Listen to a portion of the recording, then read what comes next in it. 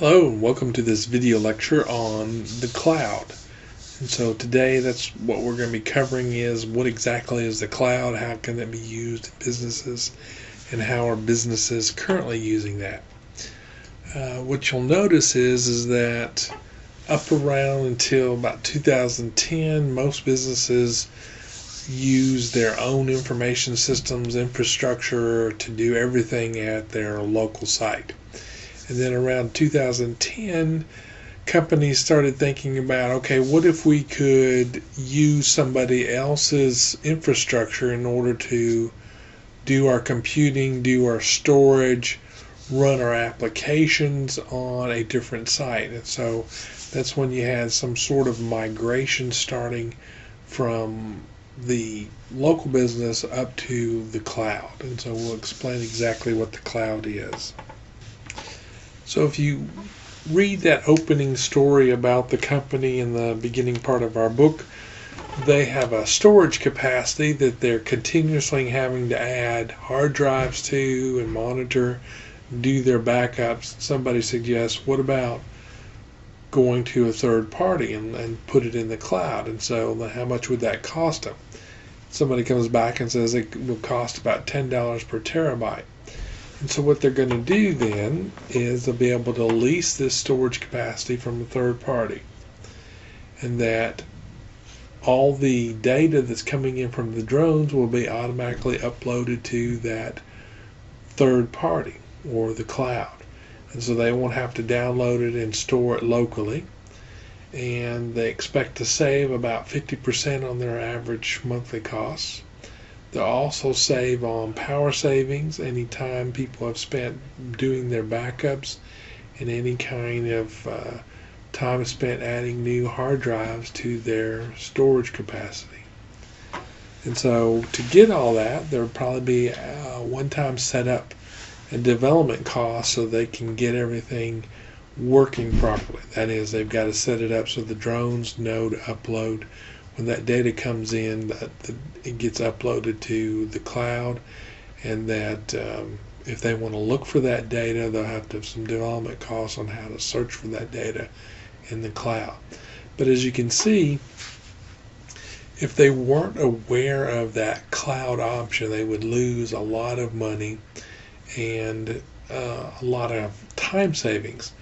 And so as managers, you need to be aware again of the new technologies that are coming, how your competitors are using that, and what you need to do in order to stay competitive. So the objectives then for this chapter, after you've watched this video lecture and read the book, is why you should have an understanding of why the cloud is the future for most organizations. How can organizations make use of the cloud? How can Falcon Security use the cloud? That's what we just went over. How can organizations use the cloud services securely, since that's a big issue now? You've got all your data sitting out there. What happens now if that cloud company then has a security breach where not only your data but all the other companies that they're holding data for gets breached? And so that becomes a really big security issue. We'll also talk about what does this mean for your future in terms of using the cloud. So hopefully you'll have a better understanding of exactly what that is when somebody mentions the cloud. So why is the cloud the future for most organizations? It allows organizations to use somebody else's hardware, so that as the demand for that hardware goes up, they can expand onto that and use it. This not only includes long-term demand, but short-term demand. So this also goes with, say, web servers. If you're running a special and all of a sudden you've got a lot of customers coming in and making purchases, then if it's in the cloud, you can have it so that it expands automatically and can handle that increased demand without shutting down the server. And so you have this elasticity, if you will, get back to that slide, that as you grow, it can grow, and you're not having to always be adding to your existing hardware. And so that also limits your financial crisis and also timing crisis when you've got people working on different projects, IT projects, and may not have the time, sufficient time to attend to those problems when things are increasing and you need more, say, storage capacity. Now the other thing is that you're also pulling those hardware resources. And so there's an economy of scale if multiple people are then using that. A lot of times the hardware isn't being used at certain times of the day, whereas if you're putting it on somebody's cloud computing, then they can better utilize those resources where they're making use of those processors continuously, whereas you might not be able to do that. So you're paying for idle time if you bought computers and they're not being used all the time. So here's an example from Amazon where they're showing that here is a web server, and all of a sudden the demand spikes for that server, and so they were able to add additional servers on the fly and get back to normal operating instead of the server being shut down. And so a lot of times with web servers, if people come into a site and they notice a delay of say 3 to 5 seconds, they'll go elsewhere. And so by having this capacity as the demand increased, they were able to satisfy that demand and not shut down and be able to take those orders. So that's one thing that the cloud, so to speak, allows you to do. So with the cloud, you have this concept of pooled, and what we mean by pooled is pooled resources. So they're using the same physical hardware, but then they're actually doing some virtualization. And we've talked about virtualization before. You can virtualize your servers, you can virtualize your applications. So if you have a web server, you can actually put it in on somebody else's machines and then access it through the internet. So you can think of being in the cloud means that it's a computer somewhere else physically that you can access via the internet. So it's not local anymore. You're not having to manage it locally. Somebody else manage that resource. And so with that, you're going to get economies of scale. Now you personally won't, but the company that's managing all that hardware and virtualizing everything will get the economies of scale. And what we mean by that is that with economies of scale, the average cost of doing things decreases as the size of your operations increase. And so then it'll become cheaper and cheaper. And with the cloud, that's the reason why in our opening example, you get a lower cost for your hardware. I know I use Google Drive, and so Google Drive I buy for $2 a month. I get 25 gigs worth of storage space. And so they back that up for me. I can put it out there. I can access it anywhere in the world. It doesn't matter what computer I'm in. I can access it through a browser and see all of my files, download my files, and so on. And so we've seen these examples where these economies of scale are using these big web farms or server farms, just racks and racks full of computers that have been virtualized, and they're all interconnected, and you access them over the internet. And so when you access them over the internet, you're taking advantage of some service-oriented architecture, and you'll see that as SOA. And you'll also get some web services. So if you're virtualizing a web server, you can serve up your company's website and everything else that you need through that. And you're taking advantage of this service-oriented architecture. So here's an example of a apple farm in North Carolina. So it's nothing but those racks and racks of computers, and this is like 500,000 square feet, cost $1 billion to produce. So other companies that have similar facilities might be Amazon, IBM, Google, Microsoft, Oracle. They're just large companies. They've set up these large facilities, and then they sell their services. So if you think of this is the portion of the cloud that's actually the physical hardware side of it. So here are some positives of doing cloud computing and the positives of doing in-house hosting. That is, all your computers are local and you're doing all your processing there. So when you're doing stuff on cloud-based hosting, you don't have to buy all the hardware, and so you have small capital requirements. Somebody else has already set up the connections and set up how you're going to access everything, so it's fairly fast. It's also adaptable to how fast you're growing, so if you need more space, they can do that. If you need more applications, they can add those applications. You know how much it's going to cost. That may not always be the case in in-house hosting.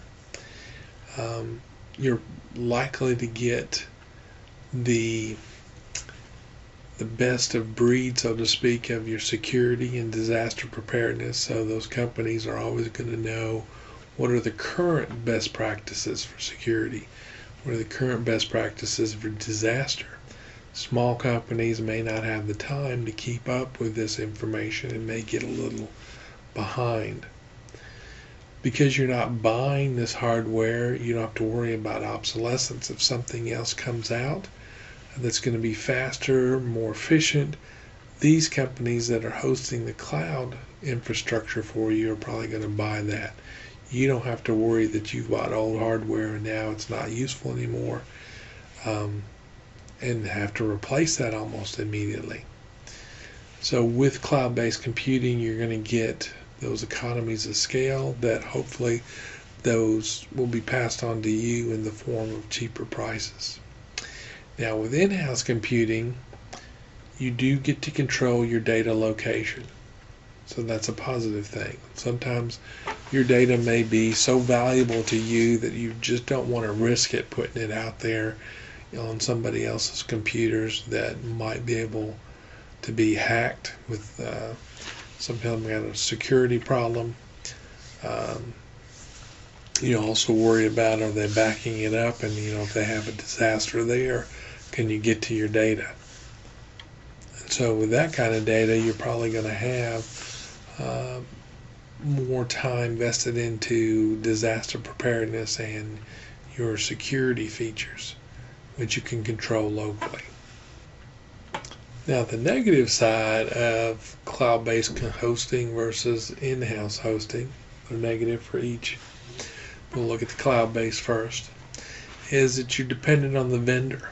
What happens if the vendor goes out of business or is bought out, and then your agreement is no longer valid? You really don't have control of where your data is located, and you really don't have any idea of what they're doing for your security and their disaster preparedness in case that happens. Now, if you're doing in-house hosting, you're going to have to buy all your hardware and software, so there's significant capital. You're going to have to configure everything. You're going to have to configure that software or write it from scratch. So there's significant development effort. You've got to maintain that hardware and software, so you've got those costs. You've got people that are running those machines, checking those machines, backing them up, and so on. So there's ongoing support. You're going to have to send them for training, so that's going to be some increased costs. Somebody's going to have to oversee the management, so again, their salary, their time, increased costs. It's going to be hard to predict what the increased demand might be if your machines are running web servers and you've got sales going on and all of a sudden you need more space, more server capacity. You're going to have to buy those servers beforehand, have them configured and ready to go should the need arise. And so now you've got equipment that might not be being used to its full extent. Right? So those are some cost uncertainties. And then also from the previous page, we saw that cloud-based hosting, you didn't have to worry about obsolescence, but with in-house hosting, you would. And that means you buy hardware that's good today, but 2 months from now, something else came out that's much, much better, and you need to buy that. And so what you bought is no longer good enough to be kept, and so it's obsolete. So the question you see here is why now? And so one thing you need to understand is that the use of somebody else's computers has been around since the 1960s.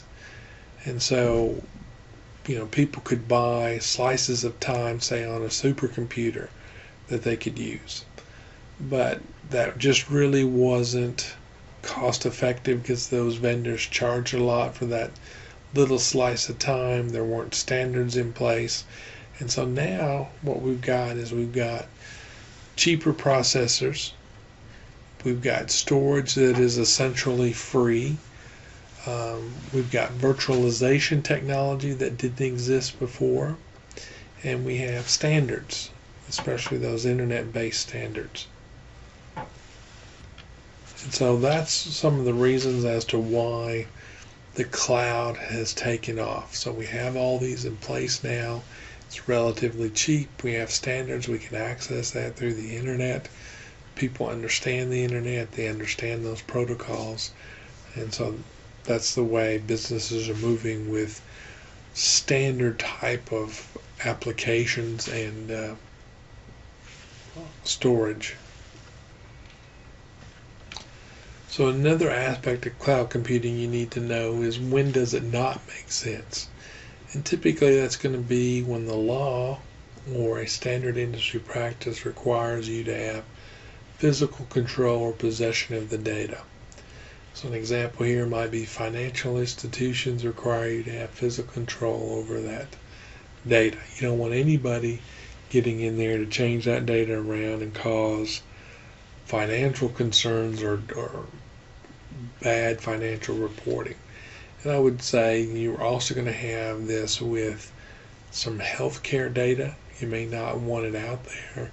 Again, it depends on the law and the industry practice.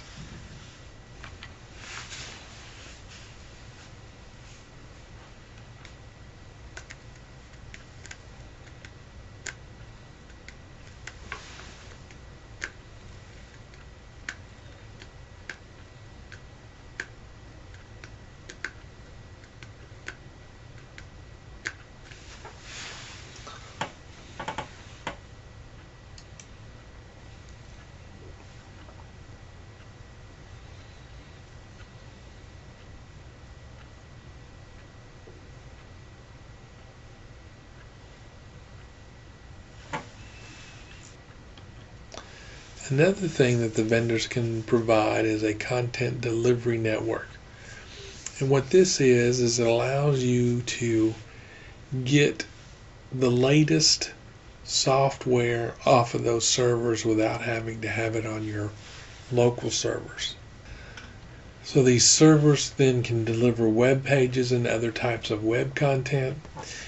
I know most of you probably aren't web developers, but an example of a content delivery network would be if you're using Google to get the latest jQuery library. All you have to do is provide a link in your web pages, and it goes out there and it grabs that library, and then all the code in your web pages then can use that library without you having to write all the code from scratch. So what that means is that when that library gets updated, it gets updated on that content delivery network, and all you have to do is change the number or version of that in your web pages, and you're good to go to be using the latest version of that. So that's an example of a content delivery network. With these networks, you also can get specialized types of platform as a service. So again, different operating systems, and so that'll also help minimize latency, or where you get a time lapse, if you would, and then you start talking again. So you might think of latency as you're talking, say, on the phone, and you hear the voice cutting out. So there's a latency between them actually saying something and you actually hearing it. So with the content delivery network, you're going to minimize that latency of the content that you're sending versus it coming off of your own servers. Right?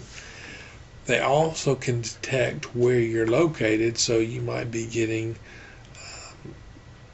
content that's delivered based on your geographic location. So the benefits of having a content delivery network is that you have decreased load times. Sometimes they're even guaranteed. There's a reduced load on the origin server.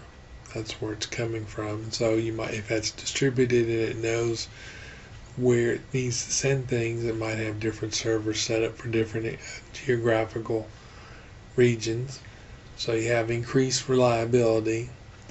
You have some protection of denial of service attacks, and we'll say more of those in Chapter 10. And so it also helps reduce those delivery costs to your mobile users. And you can pay as you go if that's the type of services that you've contracted for. So here's an example of a content delivery network that might be in place in the world here. And so Falcon, that organization that's in the beginning part of our chapters, might use this CDN network to distribute their content worldwide, and then respond to leads that are generated from the advertising that they might do based on the different geographical areas. Here are some other content delivery networks. One thing that you might be familiar with would be Netflix. So we can look at that and see how they might use the content delivery networks. They're not going to have one set of servers in one location and then serve that up all over the world. They're going to have it in different locations, and they'll have servers that have been duplicated so they can deliver that content more efficiently and minimize that latency that we were talking about. So hopefully that'll make more sense about the content delivery network. And so I'm going to go ahead and stop this portion of the lecture, and when we come back we'll start with this slide using web services internally.